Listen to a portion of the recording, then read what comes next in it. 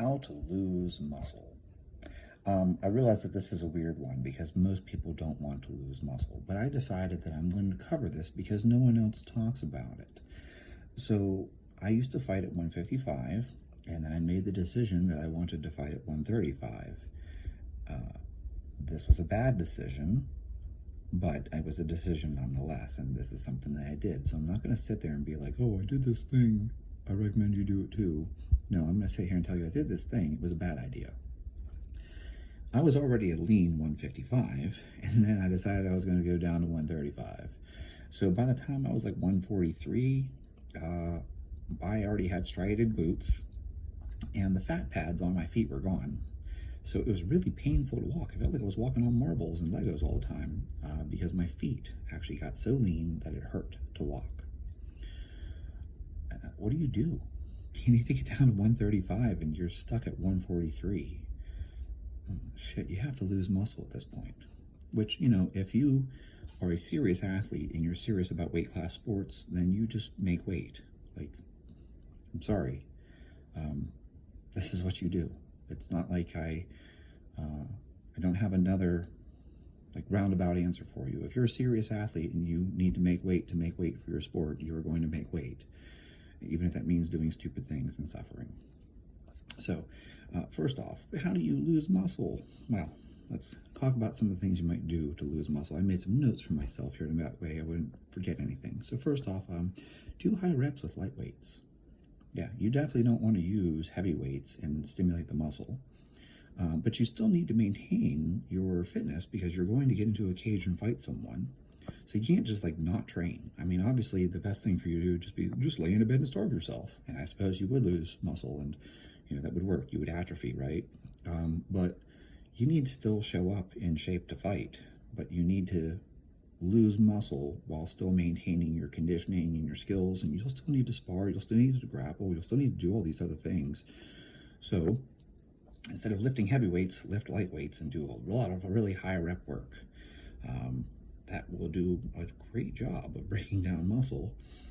Additionally, do more isolation movements instead of compound movements. So, instead of you doing back squats and deadlifts, do single leg extensions and do, single leg Romanian deadlifts, for example. A lot of single leg work, single arm work, a lot of single arm pressing for really high reps. Grab that kettlebell. Hey, kettlebells are useful. Grab that kettlebell and go ahead and just do sets of 20 to 50, and then switch arms and do another set of 20 to 50, and then switch arms and back and forth. You'll maintain strength and muscle, but you'll still be getting smaller because you're not stimulating the muscle enough to cause it to grow or really maintain it, but you're getting that cardiovascular effect, right? So you're getting that local muscle endurance. There's a big difference between you being able to do 100 push-ups in a single set versus you being able to bench press 405. I hope this makes sense. So if you're going to be a fighter and you're going to get in a cage and fight someone, being able to do 100 push-ups probably actually has more carryover to your sport than you being able to bench 500 pounds. So there's a reason why you might want to do a whole bunch of body weight shit. I used to do pistol squats. I could do sets of 20. I don't even know what my max is. I would be able to do sets of 20 per leg. So I do 20 on the right leg, 20 on the left leg, 20 on the right leg, 20 on the left leg. This is stupid. This is not good for you if you want to get onto a football field or play hockey. But this works well if you're going to go into, MMA or something, because you don't need to have a 600-pound back squat to fight someone who also weighs 135 pounds. But you do want to have local muscle endurance so your legs don't give out. So I already covered isolation movements, compound movements, avoid those. More training volume. Do lots of zone 2 cardio. Zone 2 cardio is a great way for you to break down a whole bunch of muscle, especially if you don't time foods around it. So don't consume protein before you go do it. Don't consume carbs before you do it. Just go in and do fasted zone 2 cardio for extremely long durations. You can sustain it for a long time. You can do hours of zone 2 cardio. And that is a great way for you to break down muscle, burn a whole bunch of calories, create this big energy deficit, right? So long duration zone 2 cardio. And food-wise, fill up on carbs. Eat less protein, eat less fat. Fill up on carbs, especially fibrous carbs. More fiber, more carbs. Why? Because you'll feel full. So it'll make it easier for you to maintain this. Eat a whole bunch of fucking broccoli. Okay? It's very little protein. It's a lot of volume. It's a lot of fiber, right? And lower your meal frequency. Instead of every 3 hours you're eating and consuming protein to maximally stimulate muscle, spread your food out. Maybe do intermittent fasting and have one meal at the first 8 hours, and then at 8 hours later have your second meal. Just 2 big meals of lots of fibrous vegetables. Eat lots of salad, right? Lots of volume here, but very low caloric value to these things, right? I mean, eat a whole head of iceberg lettuce. During this time, I was eating like 2 heads of lettuce a day just to fill up so I wouldn't feel hungry. You got to put something in your stomach. The other thing is caffeine. Lots and lots of caffeine, not only as an appetite suppressant, but caffeine does increase your metabolic rate. And nicotine lozenges. I don't recommend that long term, but if you're doing this short term to make weight, go ahead and use nicotine lozenges. Yes, nicotine is addictive. So is caffeine. So let's not be stupid here. Caffeine and nicotine are both addictive. But certainly you don't want to abuse either of these. So don't take ridiculously large doses. Don't be downing a gram of caffeine a day. And don't be eating a whole box of Nicorette gum a day.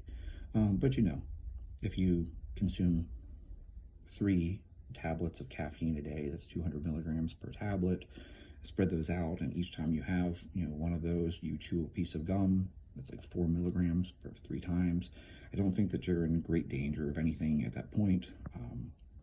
That's certainly not a lethal dose of nicotine or caffeine for that matter, especially if you are smart and you space it out. Don't take all 3 at once. That would be stupid. Everyone knows that you shouldn't take 600 milligrams of caffeine at once. I'm sure someone out there has done it. Anyways, let's see here. Rice and beans, that's another great thing that you fill up on. You can give yourself plenty of carbs so you have energy to train, you have energy to go spar, you have energy to go grapple, but rice and beans, that's very low quality protein. You're not going to get a whole bunch of leucine. It's not going to stimulate muscle protein synthesis. And so, you can load yourself up with carbs so you have energy to train, and you're getting very minimal amounts of protein. So rice and beans are your friend. Like I mentioned, zone 2 cardio. I will throw something in here on this one. You will notice that your sweat smells like ammonia. Yuck. But that's actually because you're breaking down muscle. That's why you smell like ammonia. So that's actually, normally that would be undesirable. You would not want to smell like ammonia and be breaking down muscle, but it's a very good indicator that your zone 2 cardio is working, you're breaking down muscle. We all know that medium is a t-shirt size. It's not a training intensity, but in this case, medium works very well because you can sustain medium for a long enough period of time that you basically deplete all of your glycogen and then your body has to tap into muscle. So in this unique scenario, if you're trying to lose muscle to make weight, medium is your training intensity. Yuck. Obviously, that you would want to do the opposite of this if you're trying to gain. Avoid high intensity lifting, anything really, really heavy. Now, this doesn't mean you can't do high intensity with lightweights, though, and I mean that in a different way. So normally, when I say intensity, I'm talking about a percentage of 1 rep max. Avoid high percentage of 1 rep max. Don't stimulate the muscle. Don't do things to make it stick around. Instead, take like 30% and do as many reps as you possibly can, as fast as you can. Now, that's high intensity, but it's got a more cardiovascular demand on it. And so you're going to be able to break down muscle, and you're still going to get that conditioning effect. So you still want to show up in shape for the fight. Just because you're losing some muscle doesn't mean you want to be like out of shape and winded all the goddamn time. That doesn't help you in a fight. Don't do that. Don't gas out in the first round. But by taking light weights and lifting them for really high reps, you'll also get that cardiovascular effect. And so you won't gas out. And you want that. You want to make sure you have a big engine, cardiovascular wise, aerobic wise, right? Even if you are coming in with less strength because you had to lose some muscle. So I think of these things as like a marathon pace, right? So you want to choose a pace that's hard, but you can sustain it. You're putting in a hard effort, but it isn't like a sprint. It's more like a 800 meters or something like that than a 100 meters, if that makes sense to the people out there who have run both. Even a mile. You're choosing a hard pace but it isn't like running 100 meters where you're going all out and then you can't sustain that. And body weight movements, do as many push-ups, pull-ups, sit-ups, squats, etc., walking lunges, reverse lunges, etc. Those body weight movements do very little to stimulate the muscle to grow, but it will make you retain some strength, and you'll get that good cardiovascular effect out of it. That's your big part here. And of course, keeping your protein intake minimal, and avoiding high leucine foods. Don't eat high quality proteins like chicken, beef, eggs, whey, dairy, etc.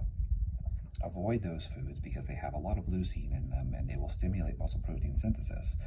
So you want to stick with things like beans and rice and broccoli, asparagus, cauliflower, whatever.